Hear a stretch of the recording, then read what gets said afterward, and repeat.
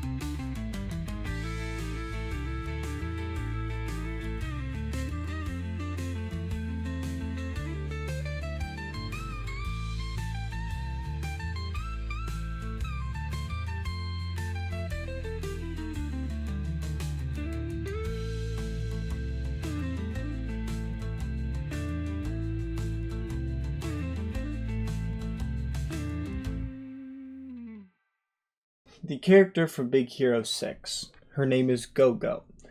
She likes to go fast, and this is the bike she created. They don't really explain how she created or anything like that, but this is almost the exact same look as from the movie that I went with. So I hope you enjoy the look of it and how close it actually is, which I was pretty excited about. But that's not the point. The main point here is her invention and idea of an electromag suspension for the bike.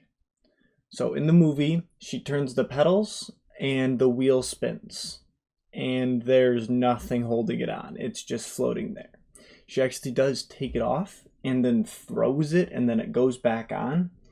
So I took a stab at it, and I kind of figured out how I might be able to recreate this in real life. Again, this is all theoretical. It's from a movie, but there's some real maybe possibilities that I have found. So let's get into it. So first off, the bike. the bike has to be light because magnets can only be so strong. And if you're riding this bike, you're going to be fairly heavy. So making the bike as light as possible is kind of the first step.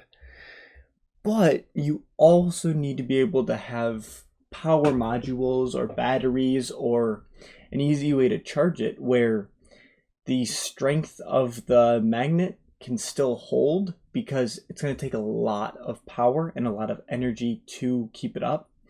So still being able to hold batteries in here as well, that's the other kind of design constraint you got to work with.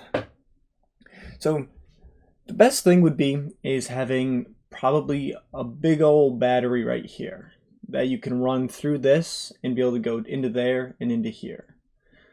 I designed it how I saw it in the movie. I don't exactly know how you'd get that down there, but easy wiring could figure that out, or if you run it up a different way. But it is what it is. So main thing, the frame of the bike, it's got to be light and be able to hold batteries. So for the wheels, since there's no actual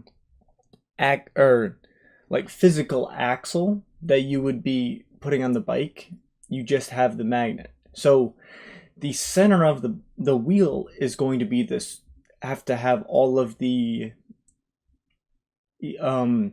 magnets and electromagnets, while also keeping cylindrical so that the wheel spins, it doesn't lopside, and then when you're in the movie, she holds it up by a magnetic grip, I think, and the wheels don't spin, so it means that they're perfectly centered, and it allows for a better efficiency of a bike, but also allows it so you don't use as much energy.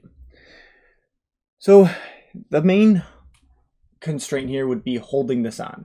And so I kind of went back and forth on whether I wanted the wheel to have kind of the main electromagnet, or the, I don't know, the, whatever you want to call this, the arm, the mount, I guess, the fork, whatever this on a bike is called. But I decided to go the big electromagnet on here because you need to use the pedals to pedal it, and so having that on here would be the main key.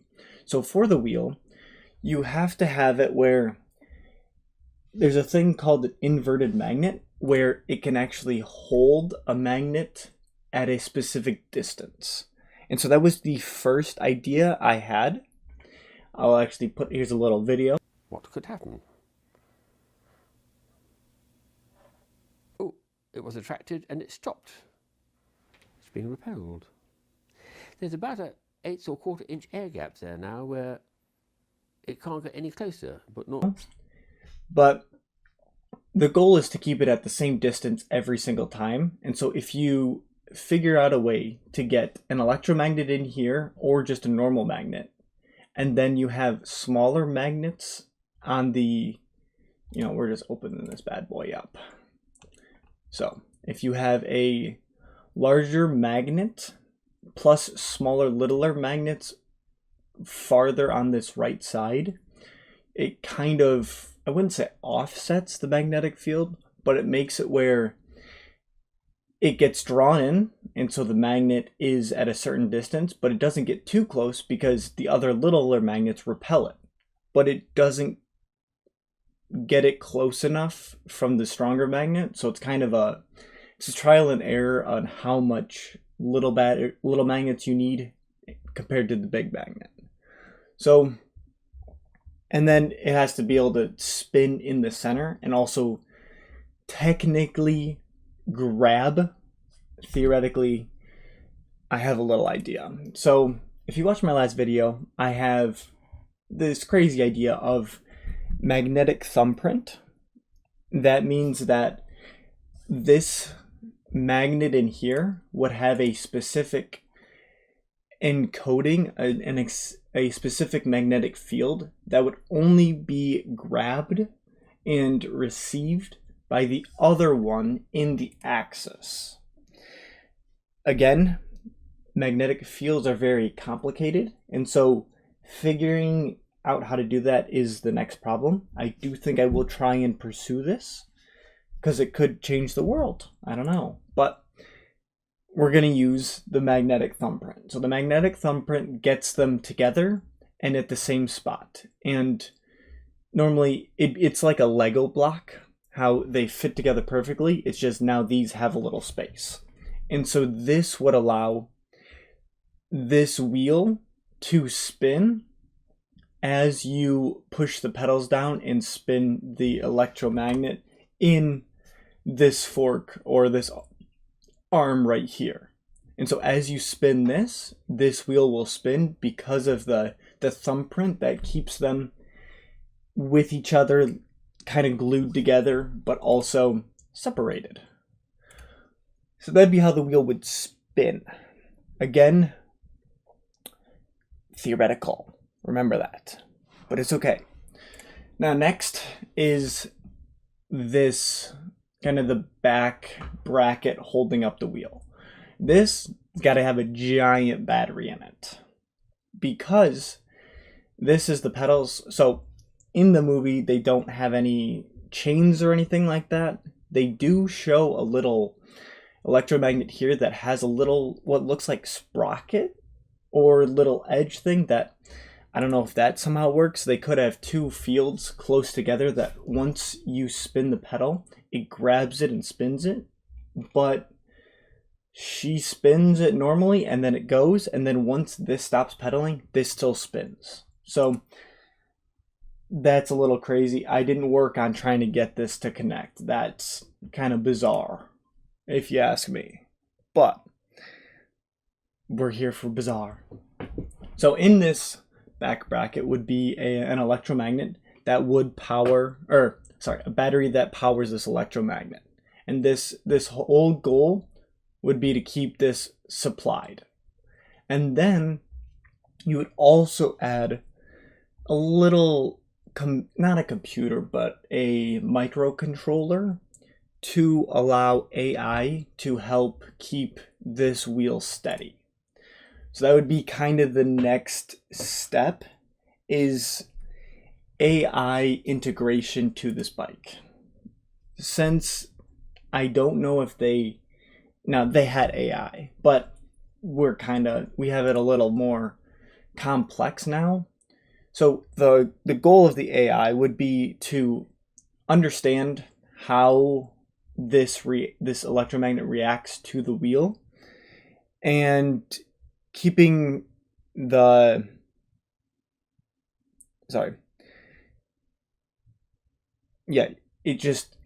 goodness gracious, rotating the magnetic field.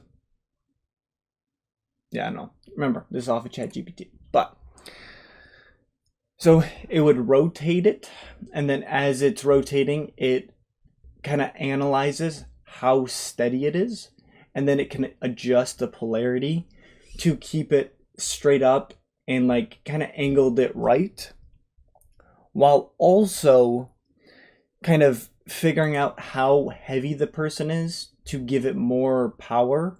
Because yes, this is the suspension system, so it has to be able to kind of move up and down as you're going. So the AI would have to use some type of gyroscopes, accelerometers, and then wheel sensors to kind of predict the rider's movement, so that as you start slowing down, it starts loosening up or tightening down, mainly tightening down over here, because if you're stopping, you're probably going to go frontwards, and you don't want to do that. So then as it slowly learns, it can slowly make it where as you lean to the right, it will adjust and allow you to lean without this whole wheel just kind of snapping off. So it also will help with the terrain, since you're going to be going on, if it's a bike, you can be going anywhere.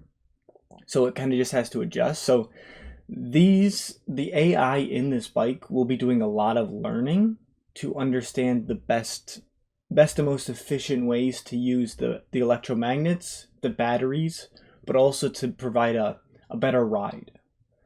Because if the ride's rough and it's doing more work than it needs to, then it ends up making it harder for the battery to stay alive, and then you're slowly losing battery and your wheels start falling off, and then you fall down and you're wheelless. And it's not like a chain, you can't just re-put it back on. You need another battery, and you don't want to be stranded without a battery or wheels.